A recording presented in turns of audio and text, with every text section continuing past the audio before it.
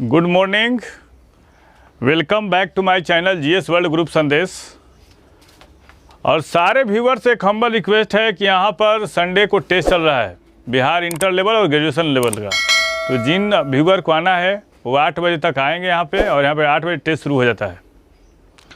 और मेरा अगर करंट का अगर कंटेंट आप लोगों को अच्छा लगता है तो उसको अंतिम तक देखें। भाई हम मेहनत करते हैं, अगर अच्छा लगता है तो ज़रूर देखें। आज हम लोग करंट अफेयर से कुछ महत्वपूर्ण प्रश्नों की व्याख्या करेंगे जो राष्ट्रीय अंतर्राष्ट्रीय घटनाक्रम के हैं। दुनिया का सबसे लंबा डबल डेकर मार्ग सेतु कौन सा? दुनिया का सबसे लंबा डबल डेकर मार्ग सेतु का निर्माण कहाँ किया गया है? ये नागपुर में। और नागपुर है कहाँ? महाराष्ट्र, जो एक विदर्भ का इलाका है। महाराष्ट्र में विदर्भ इलाके में है, पड़ता है नागपुर। और इसकी लंबाई कितना है? 3.14 किलोमीटर। और इसको बनाया किसने है? यह भारतीय राष्ट्रीय राजमार्ग प्राधिकरण NHAI, जिसका भी अध्यक्ष शायद अलका उपाध्याय हैं, प्राधिकरण। और महाराष्ट्र मेट्रो द्वारा बनाया गया है। और महाराष्ट्र मेट्रो का मुख्यालय कहाँ है? ये नागपुर में है। और नागपुर में डबल डेकर वायडक्ट पर निर्मित उज्जवल नगर, जयप्रकाश नगर और छत्रपति स्क्वायर नामक 3 एलिवेटेड मेट्रो स्टेशनों को अभी हाल ही में एशिया बुक ऑफ रिकॉर्ड्स और इंडिया बुक ऑफ रिकॉर्ड्स द्वारा मान्यता दी गई है। तो भारत में ही नहीं कहिए, पूरे वर्ल्ड लेवल पर दुनिया का सबसे लंबा डबल डेकर मार्ग सेतु का निर्माण पूछा गया भारत में कहाँ किया गया है?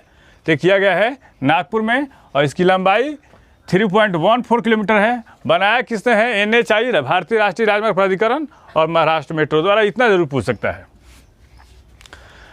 नेक्स्ट क्वेश्चन पे आते हैं। हाल ही में किस राज्य ने केंद्र की नई शिक्षा नीति, कौन? केंद्र की नई शिक्षा नीति को राज्य में प्री प्राइमरी स्तर पर लागू करने वाला पहला राज्य कौन बना? उत्तराखंड। और थोड़ा सा भारत में शिक्षा नीति के बारे में पढ़ लेते हैं। भारतीय शिक्षा का जो मैग्ना कार्टा कहा जाता है, 1854 के वुड डिस्पैच को कहा जाता है। क्या कहता है? वुड डिस्पैच को, जिसमें कितने अनुच्छेद थे? 100 अनुच्छेद थे।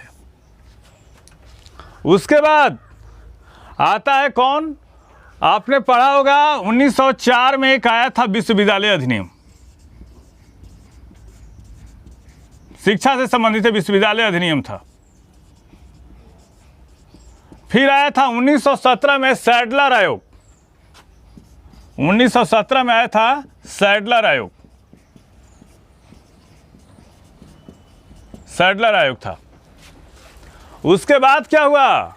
उसके बाद आया 1900 राधा कृष्णन आयोग। उसके बाद 1964 में कोठारी कमीशन था। ये शिक्षा से संबंधित आयोग। 1964 में कोठारी कमीशन, जो शिक्षा से संबंधित था, कोठारी कमीशन। और भारत में जो शिक्षा नीति लागू की गई वो 1968 में लागू की गई थी। पहली बार भारत में शिक्षा नीति 1968 में लागू की गई थी। और नई शिक्षा नीति कब लागू की गई? ये 1986 में लागू की गई नई शिक्षा नीति। और उसके बाद 2020 में कस्तूरी रंगन समिति की रिपोर्टों पर, 2020 में कस्तूरी रंगन समिति की रिपोर्टों पर भारत में फिर एक नई शिक्षा नीति लागू की गई है। तो उसको प्री प्राइमरी स्तर पर, किसको? उसको नई शिक्षा नीति जो है उसको प्री प्राइमरी स्तर पर लागू करने वाला भारत का पहला राज्य कौन बना? उत्तराखंड। फिर से एक बार देख लेते हैं भारत में कौन कौन सी शिक्षा नीति आई। तो 1854 में वुड डिस्पैच जो था पहला था, जिसमें 100 अनुच्छेद थे। उसके बाद रिपन के समय में भी एक शिक्षा का आयोग गठित किया गया था, रिपन ने गठित किया था।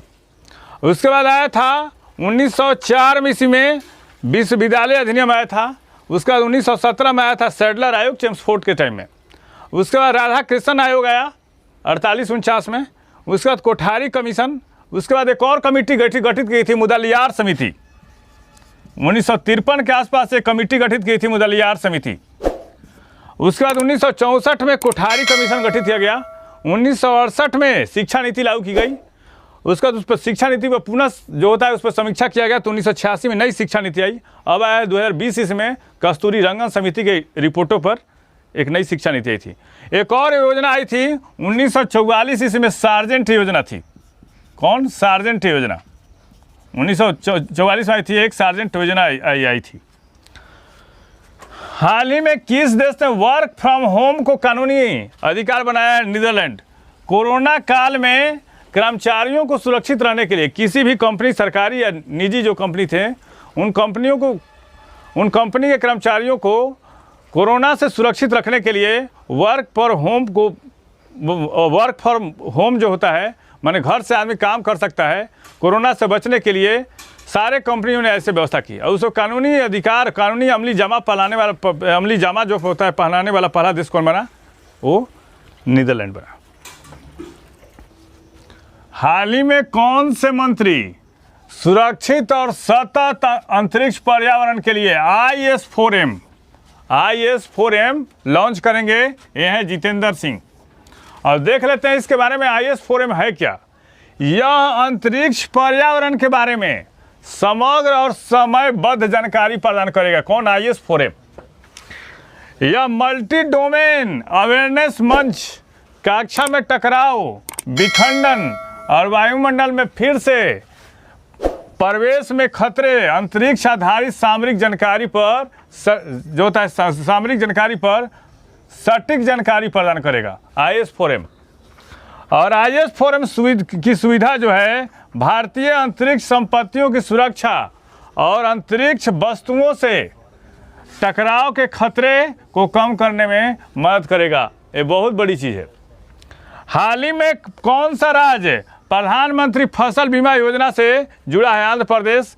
पहले आंध्र प्रदेश जो था इससे हट गया था, लेकिन पुनः जुड़ गया है। इससे क्या होता है? 40 लाख किसानों की फसल बीमा कवर उसको मिलेगी। और प्रधानमंत्री फसल बीमा योजना की शुरुआत कब की गई थी? 2016 में की गई थी। बहरीन में आयोजित एशियाई अंडर-20 कुश्ती चैंपियनशिप में भारत ने कितने पदक हासिल किए? तो 22 पदक हासिल किए। इंटरपोल की ICSE पहल में शामिल होने वाला नवीनतम देश कौन है? ये भारत 68वां देश बना है। और ICSE अंतर्राष्ट्रीय बाल यौन शोषण, इस पहल के माध्यम से CBI को, कौन सी भारत की नोडल एजेंसी कौन सी है जो इंटरपोल में काम करती है? वो CBI है। और CBI को अन्य देशों में जांचकर्ता के साथ मिलकर ऑनलाइन बाल यौन शोषण को पता लगाने में मदद मिलेगी। और इंटरपोल का मुख्यालय कहाँ है? पेरिस है। और इसका स्थापना 1923 में हुई थी। सदस्य देश कितने हैं? 195 है। और भारत में CBI नोडल एजेंसी जो इंटरपोल में क्या करती है? प्रतिनिधित्व करती है।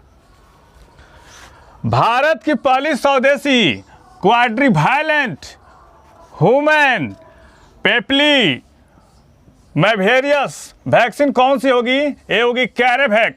और ये महिलाओं के में जो होता है कैंसर, उससे संबंधित है। और महिलाओं में किस प्रकार कैंसर होता है उसको व्याख्या करते हैं।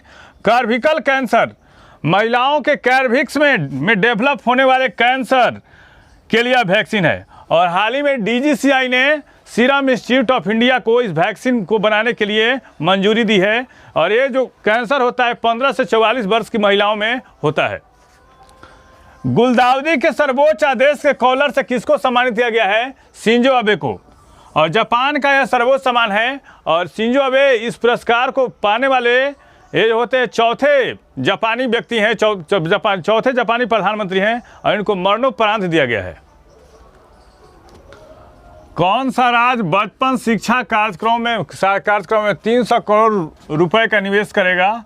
ये कौन है? मेघालय। मेघालय के मुख्यमंत्री कोनराड संगमा ने ये कहा कि जो हमारे यहाँ हमारे राज्य में जो बच्चों को पढ़ाने के लिए जो इनिशियल जो 6 से 8 और 10 साल के बच्चे हैं, उनको बचपन शिक्षा कार्यक्रम मतलब उनको पढ़ने के लिए जागरूक करने के लिए ये 300 करोड़ रुपए का इन्वेस्ट करेगा। कौन? मेघालय। और आप लोग कमेंट बॉक्स में बताइएगा कि सिलोई वन्यजीव अभयारण्य कहाँ है, इसको आप कमेंट बॉक्स में बताएंगे। आप WHO के अनुसार किस देश में मार्बर्ग वायरस के 2 संदिग्ध मामले पाए गए? ये है घाना। और घाना कहाँ है? अफ्रीका में है। और WHO की स्थापना कब हुई थी? 1948 ईस्वी में। मुख्यालय कहाँ है? जिनेवा में। और इसके महानिदेशक अभी कौन है? तो टेड्रस अधानम घेब्रेयेसस हैं। इस चैनल के माध्यम से सही विषयों का तथ्यपरक विश्लेषण किया जा रहा है। आप इस चैनल से जुड़िए, लाइक कीजिए, सब्सक्राइब कीजिए। Thank you.